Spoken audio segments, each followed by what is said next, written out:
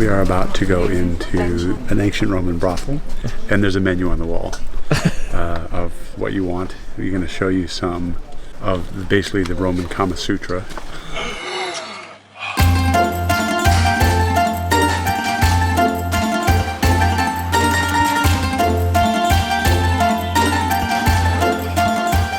But first, coffee.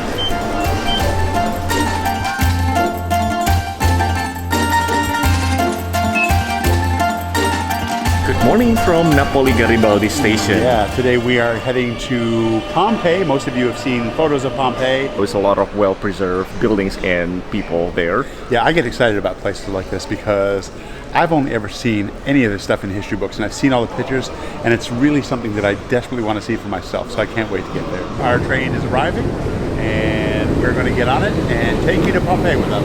Yeah, 30-minute ride to Pompeii.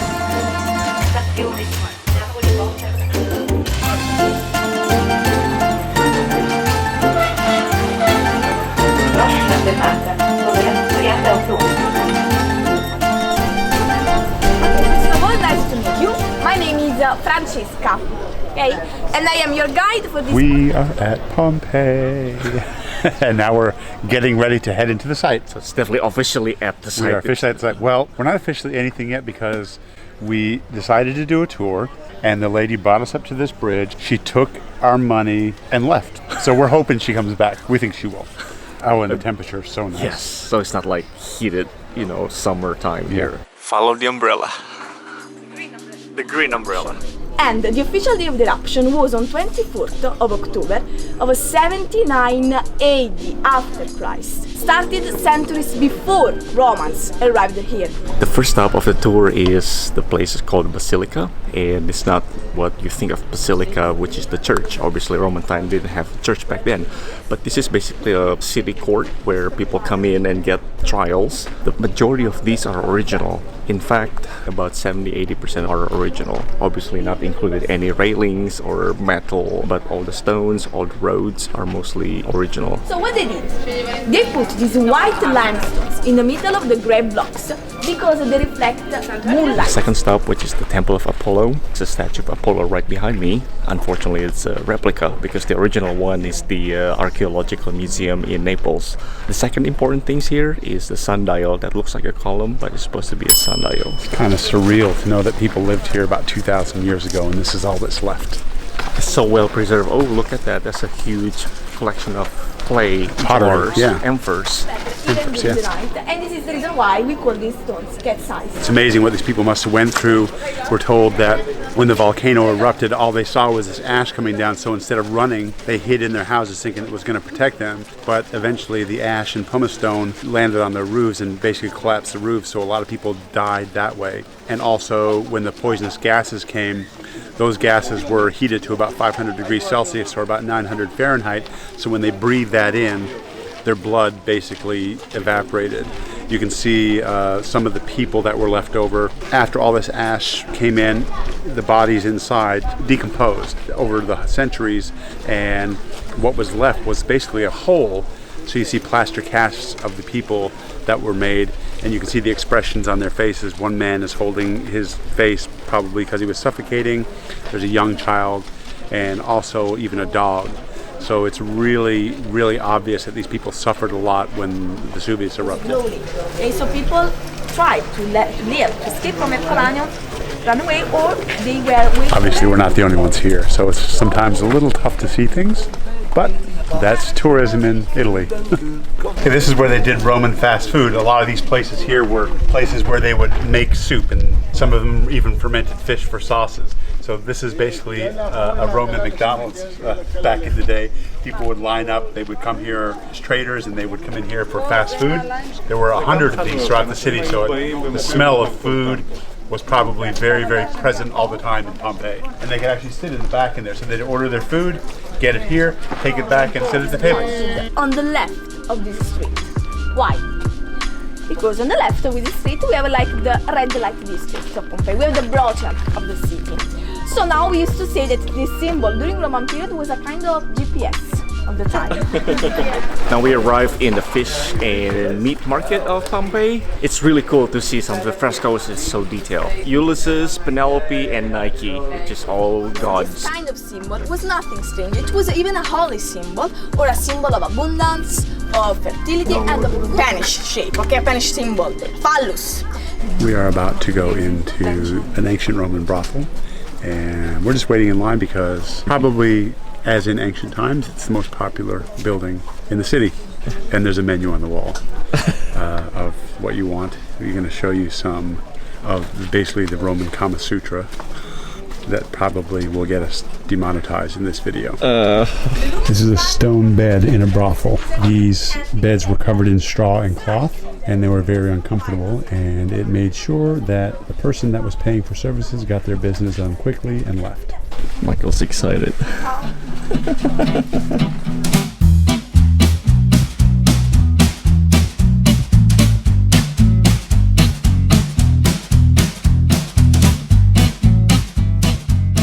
Inspired. I was inspired. Can't wait to get home, Olive. My god. So we're in the bath, one of the baths in Pompeii, and this is the female section. This bath is probably one of the most preserved structure here in Pompeii, simply because the vaulted dome. Regular building used to have just a flat roof, so when Mount Vesuvius erupted, there's a lot of ash and rocks and landed on top of the flat roof and they just collapsed. But this vault actually just allows everything to be coming out surrounding it. So all of this roof are original and preserving whatever inside is completely intact. But it's also because of the hot sauna, they have like a gap between the structure of it and then the wall. It's kind of heated something from the floor and then the steam would rise up and then allows the condensation to go back down and it kind of recycles the whole water system. It's really neat. It's definitely neat.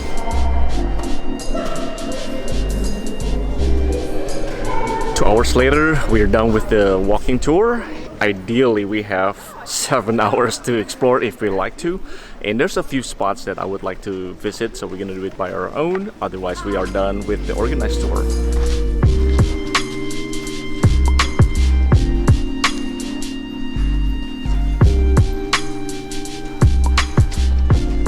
What I find really impressive is that they even know the names of the people who lived in a lot of these houses. This one here is Casa di Fabius Armandio. It's really cool because they must have found record for these people. If they didn't, I'm not sure how they could figure it out unless they've just done it for, I'm pretty sure they knew who was living here. Okay, if I recall correctly, this area here is one of the ones our tour guide told us about, that is about 30% of Pompeii is still covered under volcanic ash. So they got the fences set up here and all the scaffolding. So they're doing some restoration and some excavation. If you look closely, you can still see the volcanic ash that is covering a lot of this stuff. So they're still discovering unknowns. So it could be the intact villa there and then maybe a few other I'm sure they're finding dead bodies. Bones and bodies and everything. So this is probably what it looked like when they found it. Just completely covered with ash and overgrown vegetation. Sidewalk or crosswalk. Start crossing.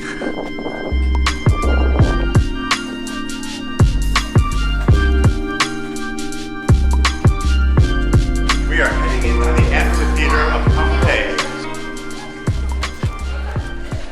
Pretty sure they kept lions in here, Hall. Do you think so? No. I don't know. Maybe it's like the concession area under a football stadium. People selling hot dogs and pretzels. And taco stands. Pretzels. Oh, these flies. I know. There's a lot of flies here. There's a lot of flies here. For some reason, they're telling us we can't go into the vineyard. I guess only the people. Maybe they paid extra or something. Special people can go in, but we're not that special, I guess. And we don't know crap about wine anyway, so what's the difference? All of us trying to figure out where we are and where we're going. What does it look like so far? We're to backtracking towards where we started, and I think that's what we're gonna do. All right, so we're gonna go there, over here. There's a culprit right behind me, Mount Vesuvius. Yeah, which you can't really see easily on this video right now. Here it is. It's nice to be the only ones at Pompeii. Yeah, right. We just got done eating dinner where there was almost as many people in the restaurant as there were on the sites. Lunch wasn't that bad. It was 18 euros for 2 big slices of pizza, a drink, and french fries. There you go. We got pizza. Ancient Romans really know how to cook pizza. Because at a U.S. attraction, that would have been $15 a piece. But it's not Napolitano pizza, so No, it's not. It's I'm a better. bit disappointed. Wasn't that bad, actually. Yeah. Just kidding. But yeah, we continue on our journey. There's a few other places that we'd like to check out. And it seems like we're going to end up spending Another the whole couple day hours here. here, yeah, at least. Well, it's so big. But Site we is are so big. the only people in this hacienda. Oh, wow. They get original mosaic floor. It's just really bizarre. I'm surprised they're letting us walk on these. It's a bathhouse. It's a pool thing. It's underneath. You know, one of the things that I'm realizing is that if you do the guided tour, there is so much better stuff to see on your own after. It's a really good introduction, but we never even came in here on the guided tour. This is amazing. So all of these statues are sort of holding everything up on their elbows. And they have like really nice abs.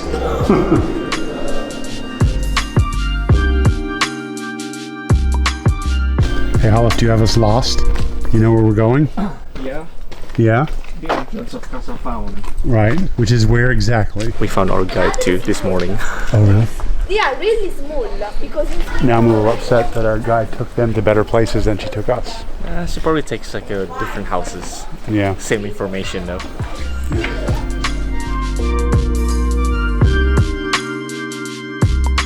You see all this indentation on the road? That actually came from the Roman chariots that was running here like hundreds of years before the eruption. And all the wheels had some kind of iron to it, and everybody just following exact same path. And as a result, indentation now in the streets of Pompeii.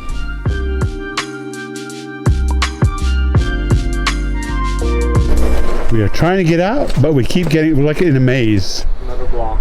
Is it? All over the place is actually blocked like that. So I think that the people tried to escape the volcano, they just got blocked at every turn. Exactly. That's the demise of Pompeii.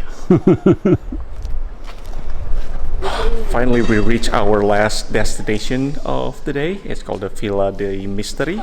Let's check it out. I'm not sure if it's original or not, but it certainly does. Yeah, I guess it is. It's just beautiful. It's so well preserved. I think this is probably the well preserved frescoes and building in the whole Pompeii. And it is so many different rooms, and you can see all different frescoes. This is one of the bodies that was found, a plaster cast, and you can actually see that the skull is still intact.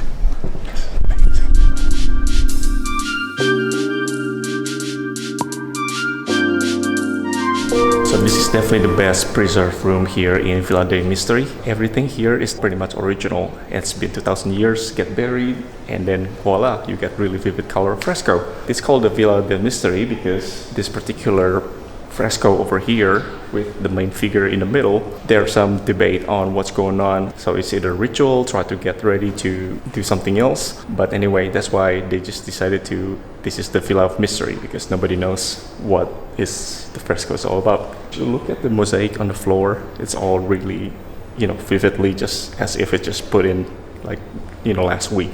Well, that was a long day, but it was a great day. I just didn't expect this at all. Wow. What is your favorite?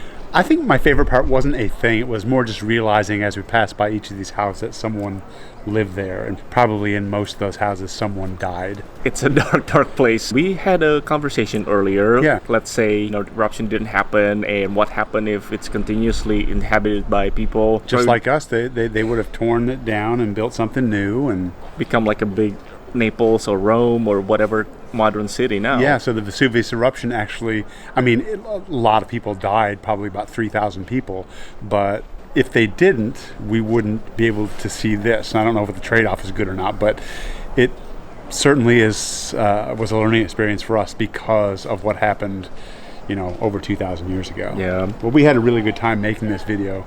We hope you really enjoyed it. If you did, please give it a like. If you haven't subscribed yet to our channel, it is something that we'd really like you to do. Boo, if you haven't. Just press that subscribe button. And if you want updates, click on the bell. Absolutely. And thanks for watching. Thanks for watching.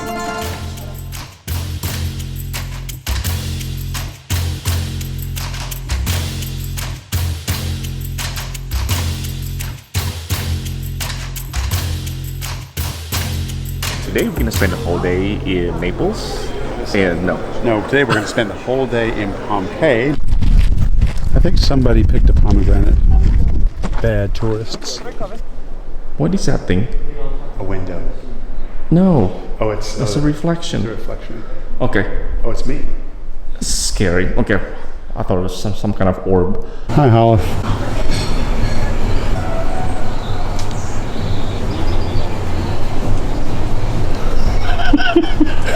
What are you doing?